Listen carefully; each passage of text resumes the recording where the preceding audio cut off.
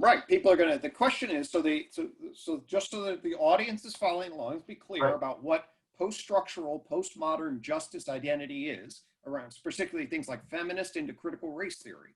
The whole idea is that, like a Foucault analysis, although Foucault is very sophisticated as a post-structuralist, and like power and knowledge, and we can use the unified theory language, that people will build systems of justification that are normative to the people in power.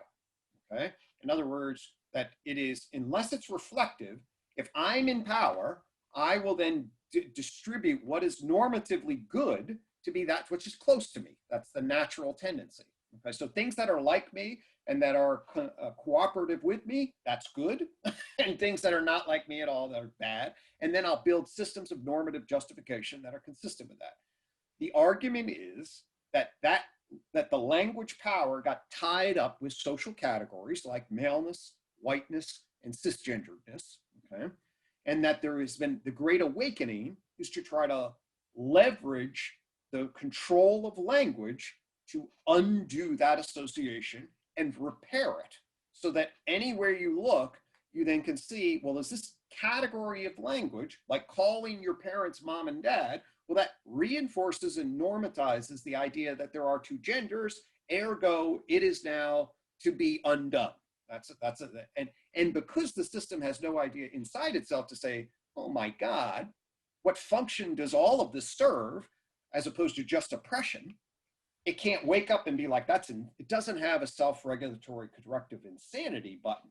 And that's what metamodern really is. Metamodern is like, well, this is clear when this gets insane. And these are the principles that we should be shooting for. And that puts safeguards on the idea that, yes, we should be reflective about, at least I believe, I'm in the left, we should be reflective about certain kinds of hierarchy and privilege and structural racism, I do believe is a real thing. And there's lots of different ways to angle oneself on this. The extreme views are unchecked, and they are then actually, they're performative contradictions in the sense that they now try to essentially say, we're going to control the language and manipulate the language so that we get placed in power in a way in the name of justice. It's just sort of like, you know. Well, so I would say this is arguably what has occurred. And they are, in fact, in power and doing it. Well, they're definitely in power in many places. I'll tell you that, inside the academy. I'm a fan of Jordan Peterson inside the academy at the level of, I think he had courage to stand up. Whether they're in power in the general society is a much more complicated question. But whether they're in power in some pockets of the intelligentsia, there's no doubt in my mind that they are. Well, so in question, I would say reaching down into the primary schools. Unquestionably, and it goes like this: I would argue from my position, which is on the other side of the right-left thing. Okay, I'll be on the right. It's okay. Which is populism is the response. That's how the people defend themselves against the predatory activities of the hegemons who have occupied all the positions of authority in the established order, and it's like they have no choice but to do that to politically defend themselves from the political predatory activities of these people. And it's like, it's a natural response. I think, in fact, that's what split me.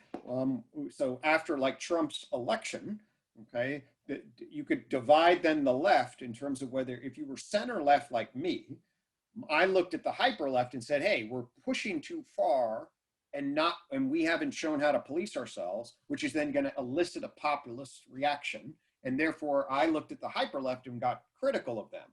From the hyper left perspective, which is for them the normal good perspective, it's just the underlying populism is this white identitarian bullshit that we knew was there all along. And look, we're just showing it to you, so we have to try harder.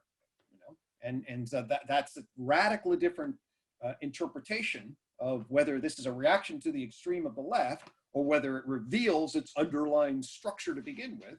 And, I am much more on the, hey, take a notch down because I lean, although I'm left, I lean center for order and rational, structure and clarity and development and all of that stuff. But anyway. Right. So it's like this, an interesting function because it's like, now you're familiar with the Overton window. Sure. The conversation allowed into light company.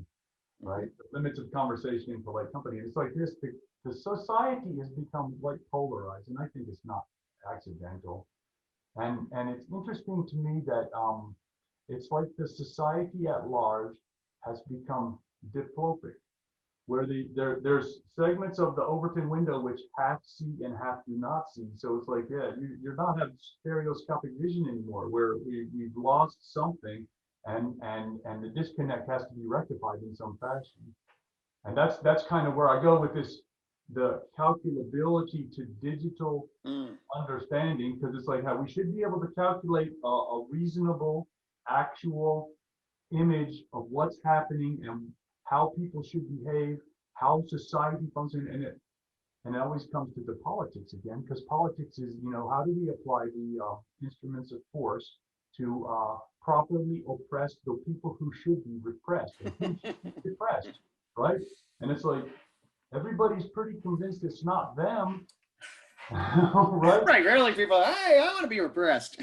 I hope you enjoyed this episode of The Best Medicine Podcast with Bradley H. Werrell, D.O. Don't forget to hit like and subscribe below, either over there or over there. Also, if you're interested in a medical consultation with myself, there's also information below.